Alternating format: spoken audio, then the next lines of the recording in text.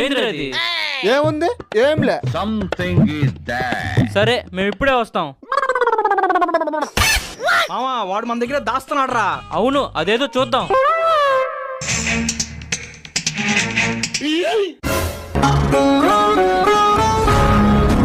జల్లెడ పడితే డబ్బులు వస్తున్నాయి ఏంట్రా?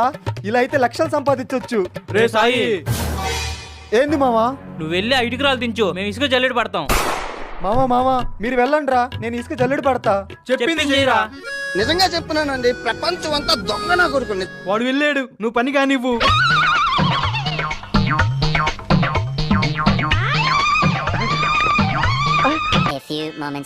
మావా, సాయి గారు దెబ్బేశారా, నాకు అర్థమైంది. లేకపోతే పని చేయండి రా అంటే ఇక్కడ కూర్చొని అంటాడు.